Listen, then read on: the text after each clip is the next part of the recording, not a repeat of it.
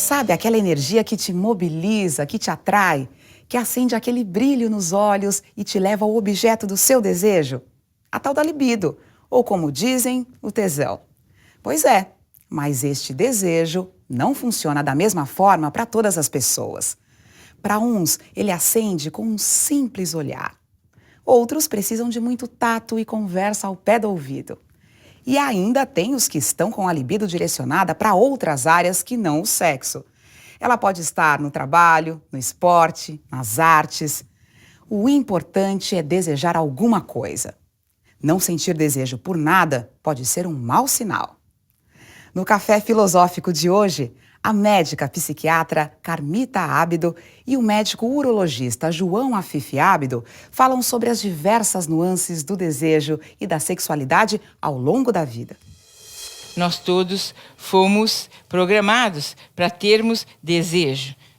Desejo não só sexual. A libido é aquela energia vital que nos faz sair da cama, trabalhar, nos encontrar com os amigos, ter vontade de crescer, ter vontade de alcançar novos horizontes, e também é a energia que nos faz querer alguém, pertencer a alguém no relacionamento, nos identificarmos sexualmente como pertencendo a um gênero A, B ou C, são tantos hoje, né?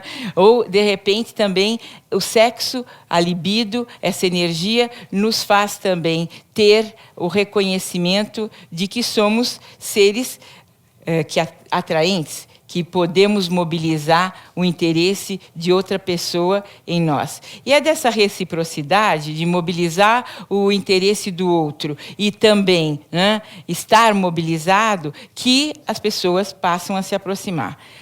Alguns anos atrás, quando eu aprendi as fases da aproximação e do relacionamento, né, eu aprendi que elas eram assim colocadas. Primeiro, você tinha a atração. Depois, o envolvimento e, se fosse o caso, você se vinculava. Então, atração, envolvimento e vínculo. Cada vez mais, eu percebo que essas fases estão sendo modificadas, né? Não existe mais essa sequência. Parece que tudo acontece mais ou menos ao mesmo tempo ou até invertido. Você primeiro se vincula, depois você vai perceber que você se sente atraído, e envolvimento para quê, né? Deixa para lá. Isso é muito chato, dá muito trabalho. Então as pessoas acabam fazendo sexo hoje antes mesmo de saberem o nome uma das outras. Isso tem sido cada vez mais comum. Por que será que isso acontece, né? O que está mudando a lei da natureza, a biologia? A biologia está mudando, eu vou comentar sobre isso, mas não é nem tanto. O que vem mudando mesmo é a forma de inserção das pessoas no mundo, e as atividades que nós realizamos no dia a dia são muito mais numerosas, e os nossos interesses também são muito mais numerosos. Nós cada vez mais queremos coisas as mais diferentes e todas ao mesmo tempo. Queremos coisas, ou seja, temos desejo, né, por uma série de coisas. E esse desejo é o mesmo que a libido que dirigimos a alguém. E, por vezes, até preferimos, né, ter o desejo por algo do que por alguém. De novo, porque o tempo é curto e porque enamorar-se, envolver-se, às vezes dá muito trabalho e muita frustração. Então, muita gente hoje prefere se enamorar da sua carreira, prefere se envolver com, né, o seu sonho. Esse sonho, por exemplo, pode ser conhecer o mundo inteiro, pode ser escalar uma montanha mais alta, pode ser, de repente, se dedicar a uma profissão e ser especial naquilo que está fazendo. E muita gente troca, sim, o exercício da sexualidade por esses outros aspectos, essas outras preferências. Não quer dizer que essa pessoa não tenha libido. Quer dizer que ela dirigiu a sua libido a outras atividades, né, que a gente chama, né, de substitutivas, mas, na verdade, elas são alternativas para onde vai ser colocado o desejo, a libido. Então, quando alguém não tem desejo, é porque não tem por nada. Quem está deprimido é aquela pessoa cujo desejo está bastante comprometido. Mas tem muita gente que não faz sexo, não se interessa pelo assunto, e nós sabemos que os índices brasileiros de mulheres que não estão preocupadas com isso é da ordem de 7% a 8%.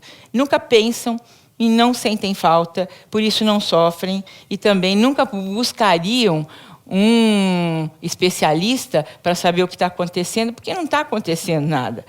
Mas será que essa pessoa é gélida? Ela não tem libido? Não, a libido dela está dirigida para outra preferência.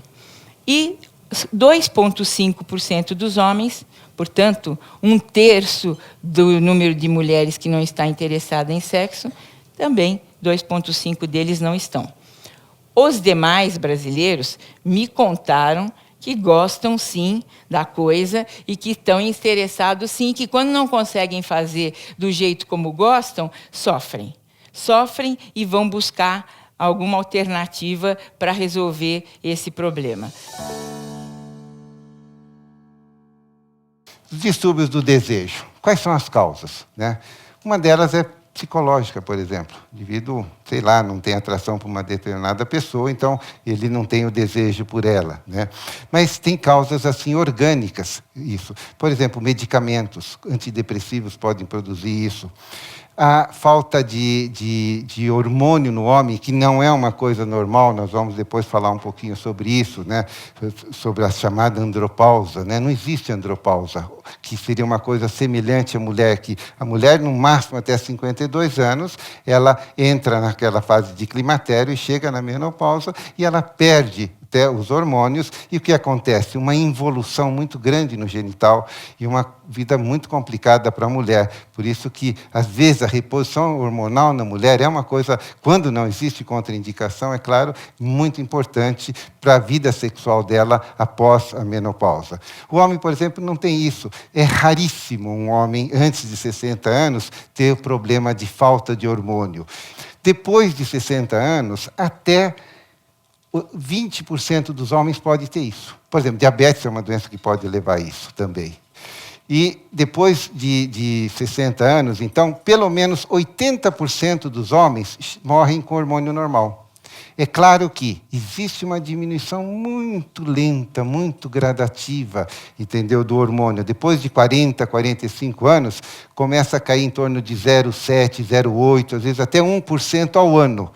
Mas, como eu disse, 80% dos homens acabam morrendo com hormônio dentro de uma faixa de um limite ainda normal. É por isso que existem grandes problemas assim, de desentendimentos nessa fase do casal entre 50 e 60 anos, em que a mulher na menopausa está sem libido nenhuma, né? Existe assim, aquela dificuldade de lubrificação, porque existe até uma atrofia vaginal, da mucosa vaginal, e o homem continua na mesma, né? Está bem, está estimulado e satisfeito e querendo sempre mais, e aí a esposa realmente não quer. Então, é muito importante, lá no consultório, a gente vê muito isso, né? Problemas de homem relacionados com mulheres, né? Por causa da mulher, ele tem algumas disfunções também.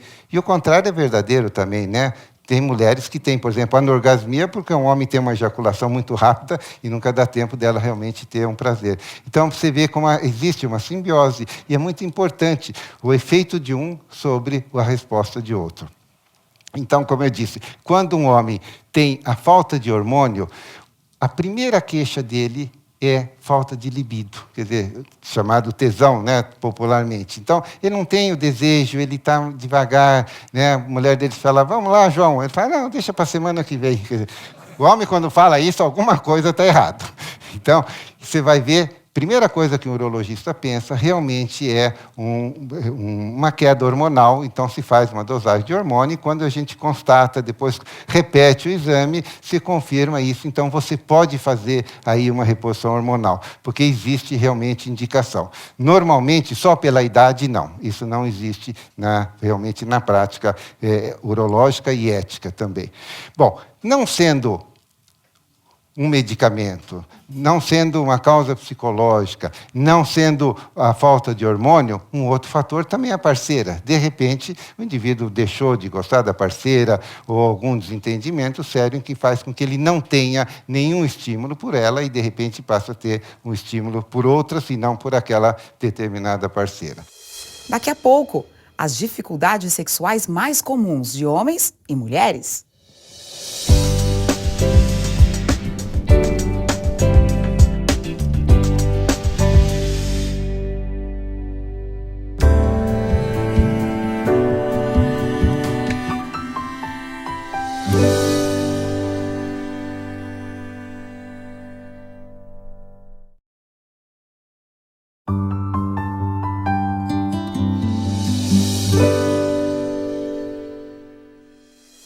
Hoje em dia, temos mais abertura para falar de sexo, o que não significa que seja fácil falar dos problemas relacionados a ele.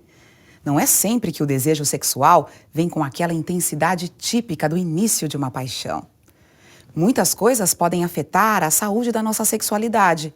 Uma crise financeira, uma fase de conflitos no relacionamento, a queda de hormônios, o envelhecimento. Problemas existem, mas o melhor é encará-los de frente. Para que o homem tenha uma vida sexual saudável, tenha uma sexualidade normal, é preciso que ele tenha tudo em ordem.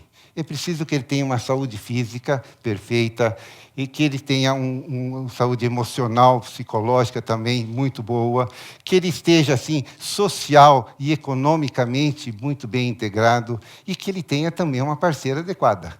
Tudo isso tem que estar muito bem na vida de um homem e também tem que estar integrado todos esses fatores, que é uma coisa praticamente natural, mas você vê que sempre tem razões, e várias razões que podem alterar na sexualidade de um homem. E a sexualidade de um homem, normal, varia muito do início da vida sexual até o final da vida do homem. E tudo está se baseado na saúde, saúde física e mental. A coisa fundamental para um homem manter uma vida sexual normal, à medida que ele vai envelhecendo, ele manter a saúde. Porque as doenças são também um dos grandes fatores que levam às disfunções sexuais. Se um homem de 90 anos, 95 anos, tiver uma saúde razoavelmente física, esse homem está apto a ter uma atividade sexual. É claro que não na mesma intensidade, né, que tem um jovem. Né? Tudo tem o seu ritmo na vida. E a necessidade também varia muito. A libido, com o tempo, diminui. Com o tempo vai diminuindo. Então, é normal que o indivíduo, depois de uma certa idade, tenha, assim, algumas semanas até, que a gente chama que é aquele período de resolução, que é entre terminar uma ejaculação e até ter disposição para ter uma outra. Esse período de resolução no jovem é 15, 20 minutos, e já num velho pode levar meses até.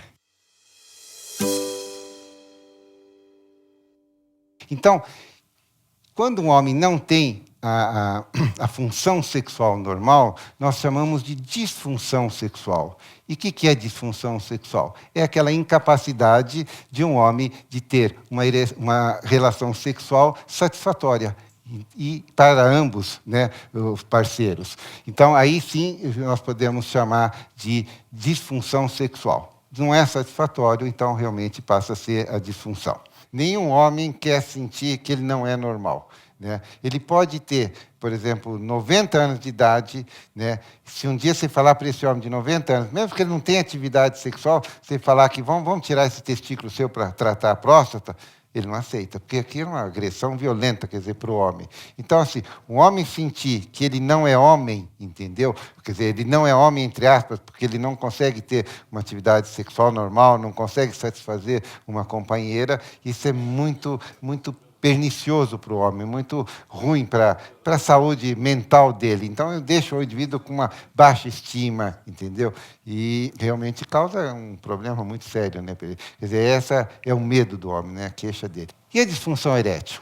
Pra vocês terem uma ideia, a disfunção erétil e a ejaculação precoce são as duas maiores disfunções do homem. A ejaculação precoce é muito mais frequente ainda do que a disfunção erétil. Bom, por definição, disfunção erétil é uma incapacidade não temporária ou provisória, permanente. Tem que ser uma incapacidade permanente em conseguir uma ereção ou em manter essa ereção. Porque, de repente, o indivíduo pode ter uma ereção muito fácil, mas ele não consegue manter. E impede um ato sexual satisfatório. E hoje nós falamos de disfunção erétil. Por quê? Quando se falava em impotência sexual, era um termo muito pesado, né? E todo mundo, ninguém gostava de falar que era impotente. Depois, o Viagra ajudou muito. Quando apareceu o Viagra, esse assunto, sexualidade, veio muito à tona. Então, começou-se a usar esse termo disfunção erétil e hoje é um pouco mais leve para o homem chegar no consultório do urologista e falar, doutor, eu estou com disfunção erétil, está acontecendo isso, isso, isso e aquilo. Todo mundo conhece o Viagra, que começou em 98, né, o primeiro remédio a aparecer. Então, nós temos 4 remédios aqui no Brasil. O Viagra, o Cialis, o Levitra e o Eleva. Todos esses remédios são chamados assim, inibidores de fosfodiesterase 5. São remédios diferentes, mas todos eles agem da mesma maneira e da mesma forma. Como é que eles agem? Eles agem assim, eles facilitam a ereção. Nenhum desses remédios provoca ereção. Então, se eu tomar ele e ficar aqui, não acontece nada, ficar falando com vocês. Mas se eu tomar e eu me excitar por alguma razão, aí eu vou ter uma ereção.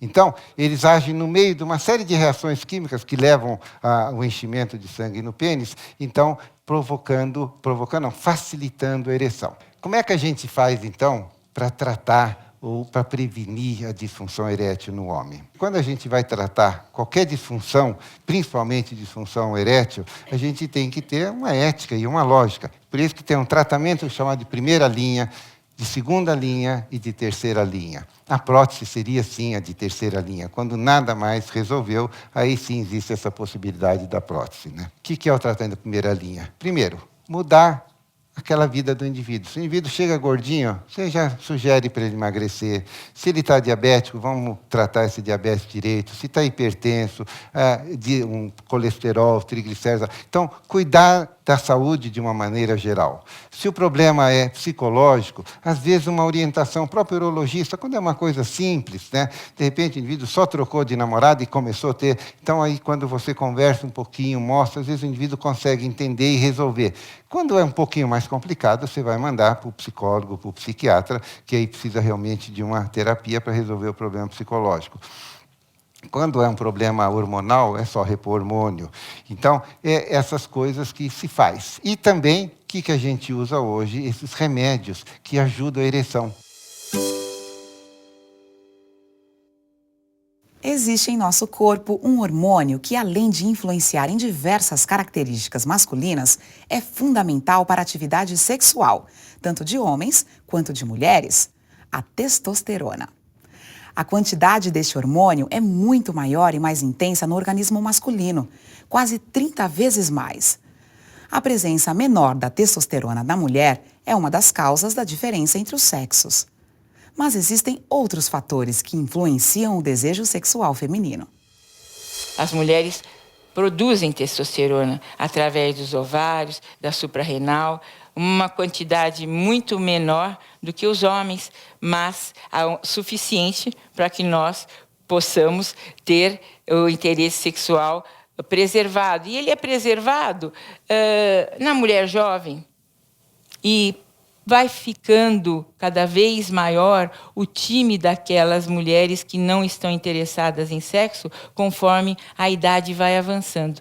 Para vocês terem ideia em termos de números, uma jovem que não está desejosa de sexo nos dias de hoje não passa dos 5 a 6% da população jovem no Brasil. Quando nós pensamos em senhoras na faixa dos 60 anos ou mais, aí a atividade sexual é algo que faz parte da vida da metade delas. A outra metade não faz sexo. Ou porque não tem desejo, e cerca de 20% delas já não tem mesmo, ou porque as outras fases do ciclo, como excitação e orgasmo, estando comprometidas, não animam que elas comecem a fazer o sexo, que não vai ter um bom resultado na medida que elas não lubrificam, portanto a excitação está comprometida, ou na medida em que o parceiro é muito rápido e aí eu não chego ao orgasmo, ou então o meu parceiro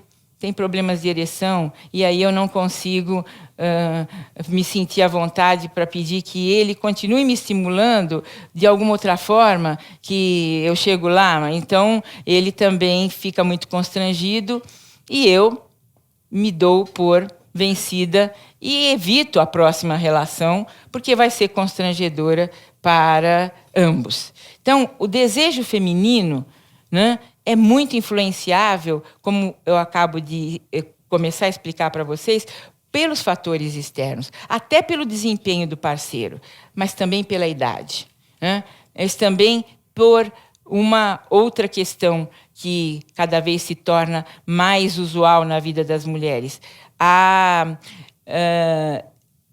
preferência por outras atividades que ela possa realizar, né, e se realizar através dessas atividades sem a necessidade de se compatibilizar com o parceiro. Não é a realização sexual, mas é uma realização profissional, uma realização em outras atividades. Tanto é verdade isso que, se a gente observar, nas últimas décadas, as mulheres vêm iniciando a sua vida sexual cada vez mais cedo. Hoje, a idade de iniciação sexual no Brasil é por volta dos 15 anos, mais ou menos 2. O que significa isso? Entre 13 e 17 anos, no Brasil, meninos e meninas iniciam a sua vida sexual. E, por outro lado, estamos tendo casamentos cada vez mais protelados, no Brasil e em todo o mundo, né? Então, se casa hoje por volta dos 28, 30, 32 anos. Então, se formos pensar, a vida sexual com multiplicidade de parceiros acaba sendo algo que ocorre, pelo menos durante uma média de 15 anos, na vida das pessoas. E esta é uma situação que um dia vai acabar, quando a relação se tornar estável e a escolha do parceiro tiver sido feita. Então, imagine como está muito mais complicado, né, para as novas gerações ter esse procedimento. Agora, nós estamos ligados um ao outro, formamos um casal e passaremos a ter uma vida sexual entre nós. E aqueles 15 anos de múltiplos relacionamentos sucessivos ou até simultâneos terão que ficar no passado. Muitas vezes o desejo se ressente desta mudança brusca de comportamento sexual. Dá para entender, né? Eu vivia uma liberdade sexual, uma multiplicidade, e, de repente, eu vou viver só com você todo dia, né? E isso vai se tornando repetitivo. E eu, que queria tanto ter um parceiro exclusivo, ainda tem mais essa, a confusão entre fixo e exclusivo, né?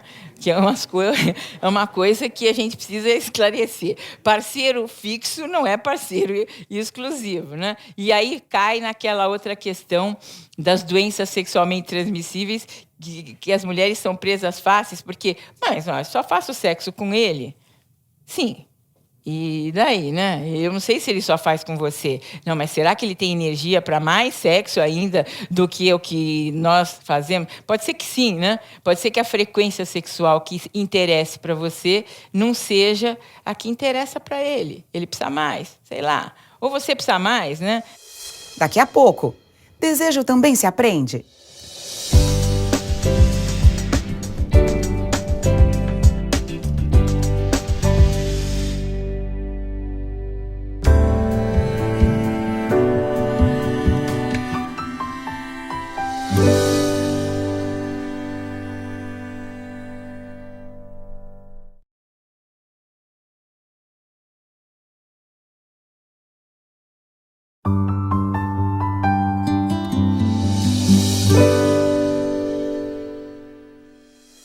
Como é que vamos descobrindo o prazer? Desejo é algo que também se aprende? Se hoje temos mais liberdade sexual do que tiveram os nossos pais, por outro lado, parece que criamos muitas expectativas em matéria de sexo. Além de um culto ao corpo bem talhado e uma grande valorização do erotismo, há também uma exigência em relação à performance. É como se as mulheres tivessem que estar com tudo em cima e os homens mostrar o maior desempenho na cama. Será que a nossa sexualidade melhorou? As mulheres que nunca se masturbaram no Brasil são algo em torno de 1/3. Agora, vocês têm ideia quantos homens no Brasil nunca se masturbaram? Tem. Não é 0, mas é algo em torno de 3%. Então, existe, né, nesse país, como no resto do mundo todo, algo como 10 vezes mais mulheres que nunca se tocaram do que homens. Então, o desejo depende também de você estar muito à vontade com o seu corpo. Além de você ter testosterona, você está muito à vontade com o seu corpo.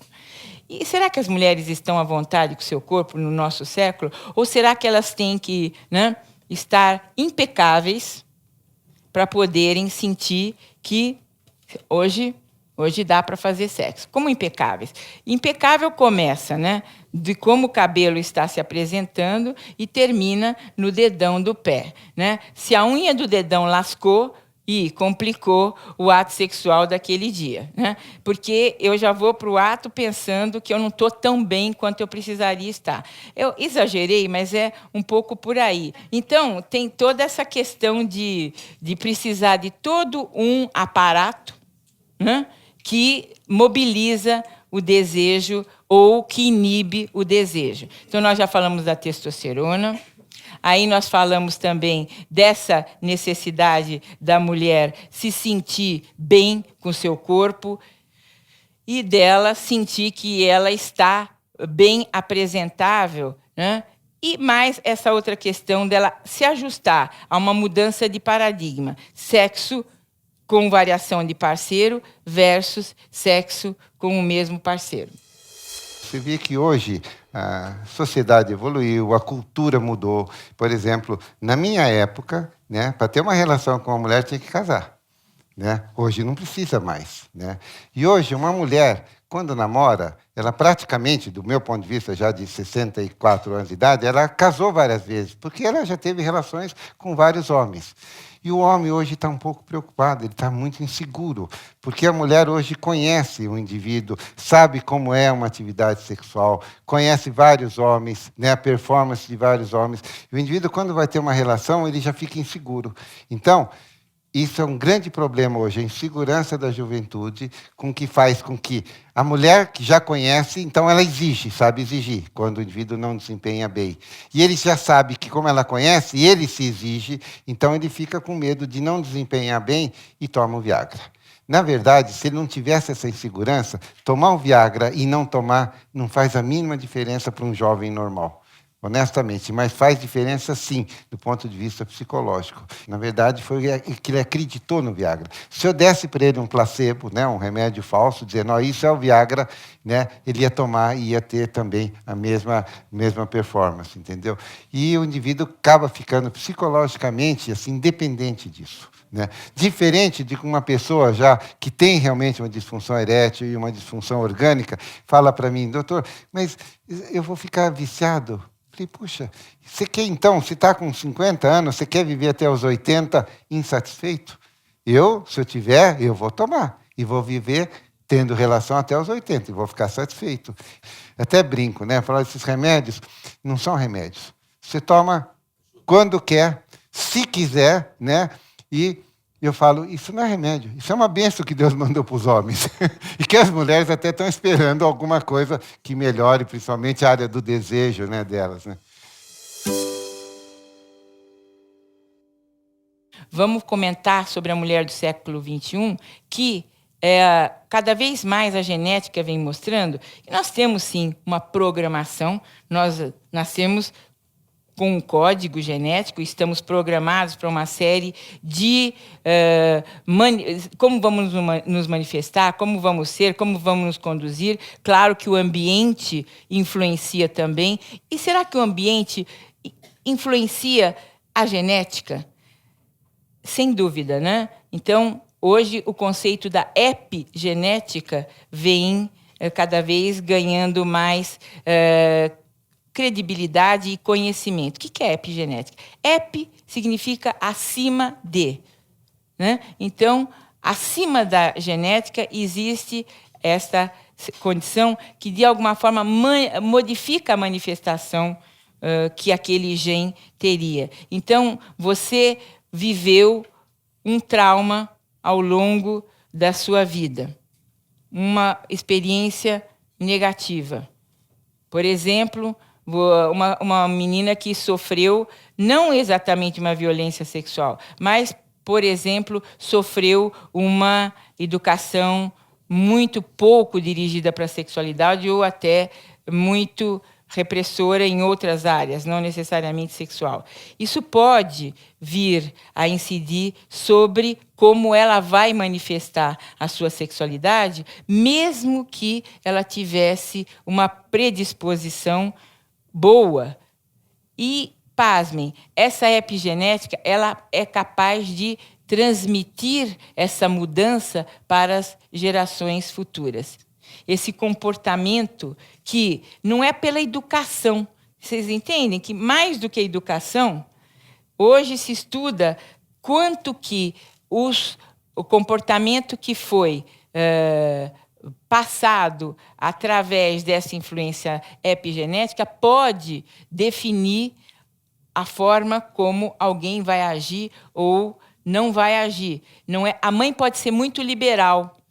Ela pode ter amadurecido e hoje está educando sua filha de uma forma muito diferente de como ela foi educada. Mas a marca epigenética não permite que esta menina tenha um comportamento diferente. Uma antropóloga, Ellen Fisher, fez um levantamento com 20 mil pessoas que respondiam a um questionário de uma agência de namoros. 20 mil. E ela acabou classificando essas pessoas em 4 grupos, segundo características de personalidade, perfis mesmo. Então, ela classificou essas pessoas como dopaminérgicas, serotoninérgicas, estrogênicas ou testosterônicas. Como assim? Aquelas pessoas que eram muito motivadas, muito empreendedoras, ela chamou de dopaminérgicas. Aquelas pessoas que eram muito controladoras, muito organizadas, ela chamou de serotoninérgicas.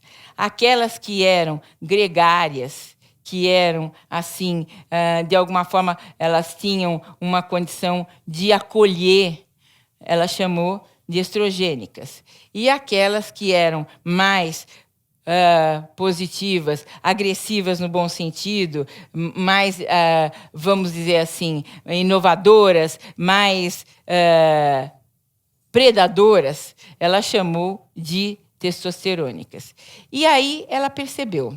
E vê se vocês concordam, pensem nas duplas que vocês formaram ao longo da vida. Aqueles que são dopaminérgicos, empreendedores, eles buscam se ligar afetivamente a outras pessoas dopaminérgicas. Aqueles serotoninérgicos procuram se ligar a outros serotoninérgicos. Os únicos que fazem complementariedade, não ligações de identidade, como as que eu acabei de falar, são os testosterônicos e estrogênicos, independente de serem homens ou serem mulheres, né? Tem muito homem que é gregário, tem muito homem que tem essa condição de acolher e tem muita mulher que é bastante predadora e também bastante mobilizadora de ações em busca daquilo que ela considera positivo ou necessário para ela. Então, ficou assim estabelecido que os perfis não dependem só da genética, mas também do quanto de neurotransmissor e de hormônios você tem mais especificamente na circulação. Aí vocês vão falar, bom, mas você está sendo muito biológica. E como é que é isto do ponto de vista psicológico, social? Essas situações não pesam? Como é que as vivências vão pesar sobre o desejo sexual?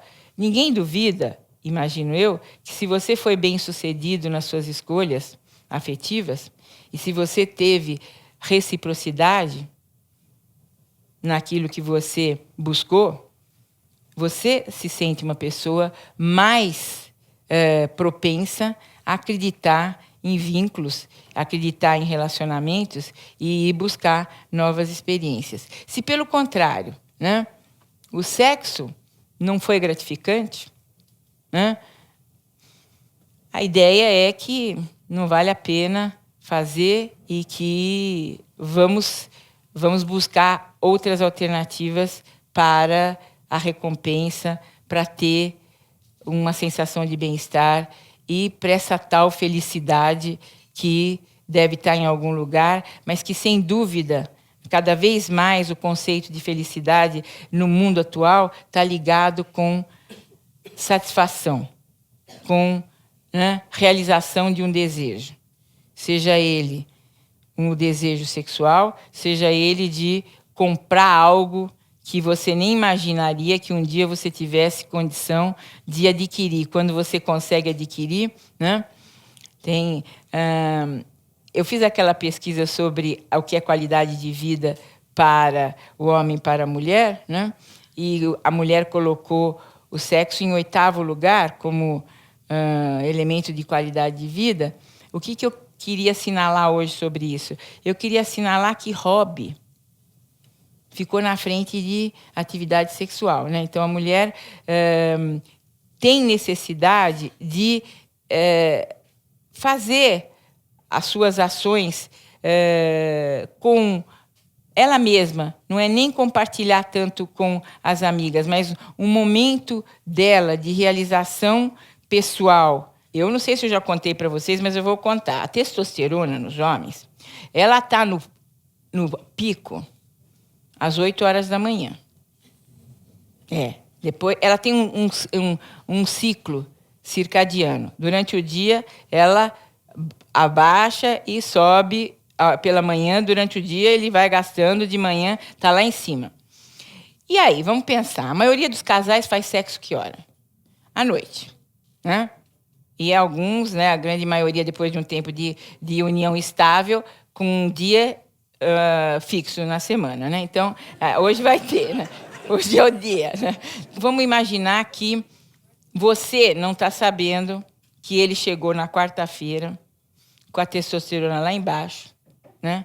Já usou toda para quê? Para o trabalho, para bater papo com os amigos, para botar a vida dele em dia, e aí ele vai fazer o sexo. E aí aquele sexo, né, que é possível com a testosterona baixa, vai ser aquele sexo da manhã que está, né, todo turbinado, e aí é a hora que eu acho que você deve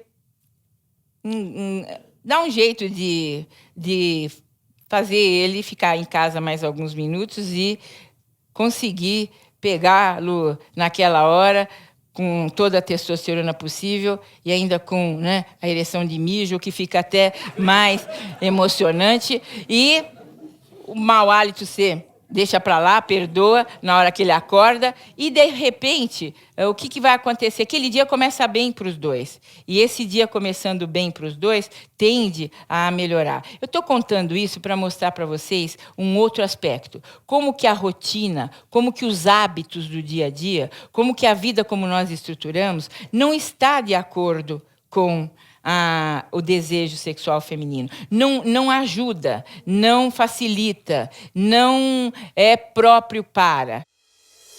Daqui a pouco, como conciliar as diferenças entre homens e mulheres em relação ao desejo sexual.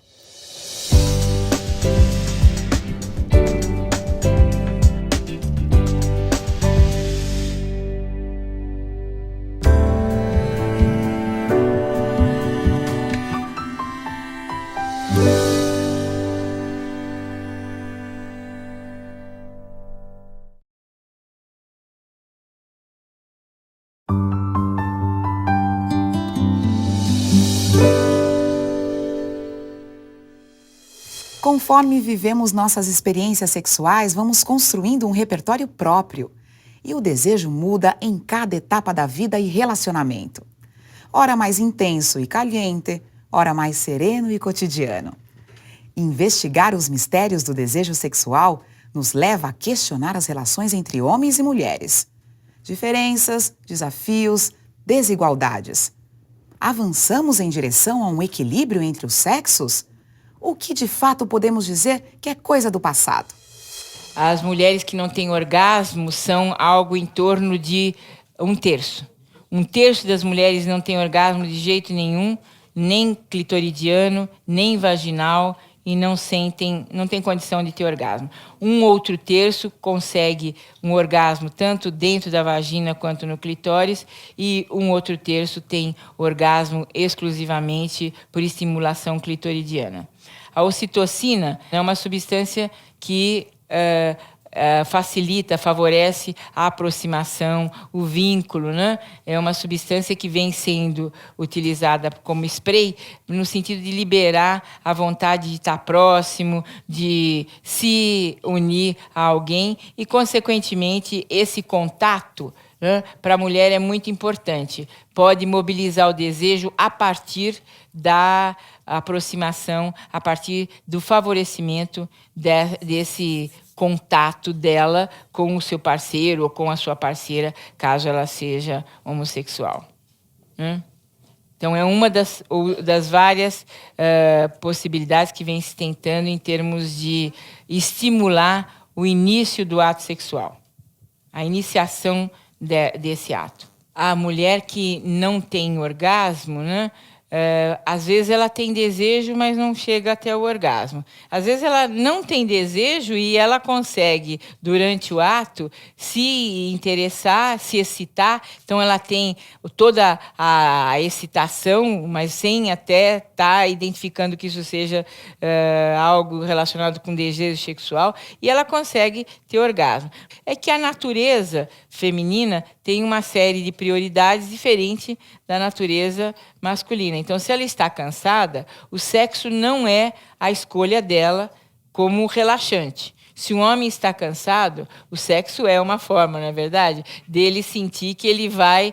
Agora eu vou relaxar, eu vou fazer uma coisa boa e vou ter uma descarga de tensão e vou me sentir melhor. Agora, se ela estivesse se sentindo bem, ou até mobilizada, até por um elogio, às vezes, ou por uma coisa diferente que vai acontecer no final do dia dela, provocada ou não pelo seu parceiro, a mobilização pode acontecer. Tanto é verdade que mulheres que têm relacionamentos curtos, que acabaram de começar, apesar dela ter uma vida exaustiva, ela está mais motivada para o sexo do que aquelas que estão em relacionamentos mais de longa duração. Por que será isso? Porque a novidade traz uma série de situações que são muito interessantes para a mulher. A mulher gosta de novidade, né? Num primeiro momento, o momento da paixão, você é tão especial que você é o único no mundo tão feliz, né? Tão contemplado, né? Tão agraciado, que tem aquela pessoa maravilhosa do seu lado. É como uma criança. A criança, nos primeiros meses de vida, ela é o próprio universo. A criança considera, quando pequena, que o seio da mãe, ou a mamadeira, é uma extensão dela. Então, a fome sou eu. E o que me sacia a fome também sou eu. Então, o ser apaixonado, ele é tão poderoso quanto essa criança de alguns meses de vida. E ele vai viver essa evolução pela qual nós vamos viver muitas vezes, essa evolução que o bebê passa da onipotência para uma outra fase, que é uma fase em que ele passa a depressão. Mas uma depressão não doente. A depressão que é da percepção de que aquela realidade não existe. Ela foi modificada e hoje eu sei que eu faço parte, que eu pertenço a um mundo no qual eu sou um elemento, eu não sou o mundo.